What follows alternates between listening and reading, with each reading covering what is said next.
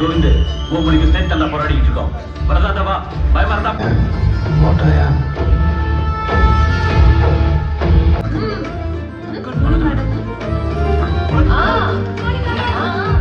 சாமி புண்ணியத்துல அடிப்பேறிச்சு ருசியா சமைக்க நீ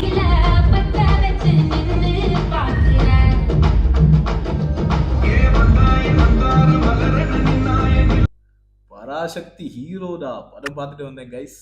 படம் பார்த்துட்டாங்க. படம் ஃபர்ஸ்ட் ஹாஃப் வந்து ஒரு மாதிரி லேகாக போகும்.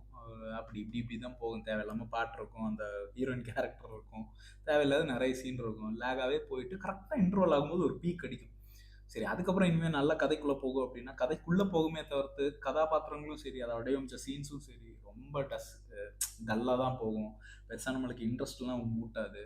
அவங்க ஒரு முக்கியமான, அதாவது தமிழ் மொழிக்காக ரொம்ப கஷ்டப்பட்டு நிறைய பேர் உண்மையிலே நடந்த ஒரு கதை. ஸோ அதை தழுவி எடுக்கும்போது இன்னும் உணர்ச்சிகரமாக நம்மளை ஆக்கக்கூடிய ஒரு 2-3 சீன்ஸ் வச்சுருந்தாங்கன்னா இன்னும் நல்லா இருந்திருக்கும்.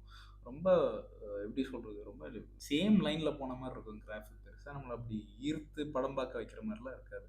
பட் ஸ்டில் இருந்தாலும் போர் அடிக்கவும் வைக்காது. போய் பார்க்கலாம். பார்த்து வந்துட்டு நீங்களும் படம் எப்படி இருக்குன்னு சொல்லுங்கள்.